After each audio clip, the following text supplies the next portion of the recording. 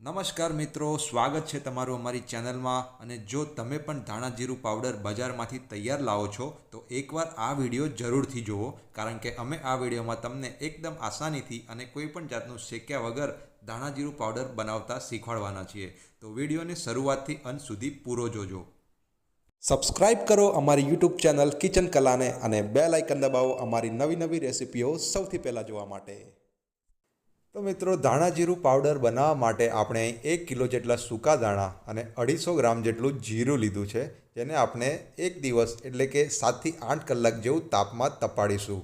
મિત્રો, આ રીતે 7થી 8 કલાક જેવું એને તાપમાં તપાડવાથી જ્યારે આપણે એનો પાવડર બનાવીએ ત્યારે એને શેકવાની જરૂર નહીં પડે. તો મિત્રો, આપણે આપણા 1 કિલો સૂકા દાણા અને 250 ગ્રામ જેટલા જીરાને આપણે 7થી 8 કલાક જેવું તાપમાં તપાડી લીધા છે. તો હવે આપણે એને શેકવાના નથી, ડાયરેક્ટ એને મિક્સરમાં એનો પાવડર બનાવવાનો છે. પણ એના પહેલાં આપણે બંનેને એકવાર મિક્સ કરી લઈશું. તો એના માટે આપણે આપણા જીરાને ધાણાની અંદર નાખી દઈશું અને આ રીતે 2 હાથની વડે સારી રીતે મિક્સ કરી લઈશું.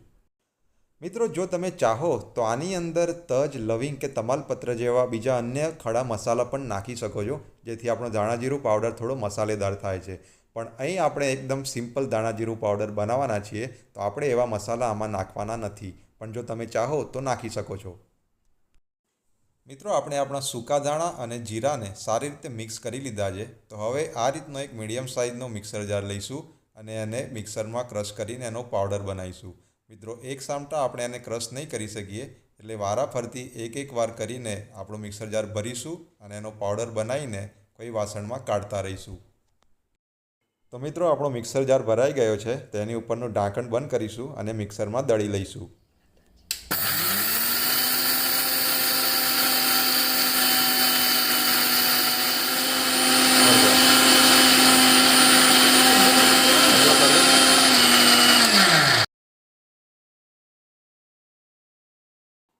તો મિત્રો, આપણો ધાણા જીરું પાવડર મિક્સરમાં દળાઈને તૈયાર છે.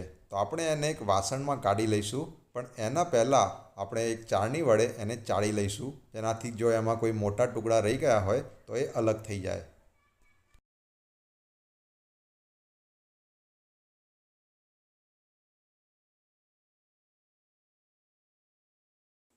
તો મિત્રો, આપણે આ જ રીતે એક વાર કરીને આપણા બધા જ સૂકા દાણા અને જીરાનો ધાણા જીરું પાવડર બનાવી લઈશું.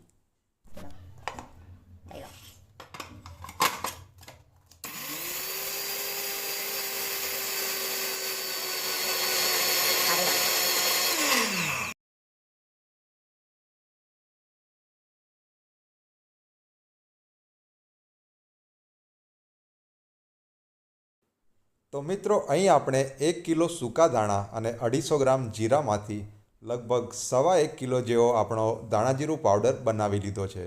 તો હવે આપણે એને સ્ટોર કરીશું. એના માટે આપણે આ રીતની કોઈ કાચની અથવા તો પ્લાસ્ટિકની બરણીમાં એને ભરી લઈશું.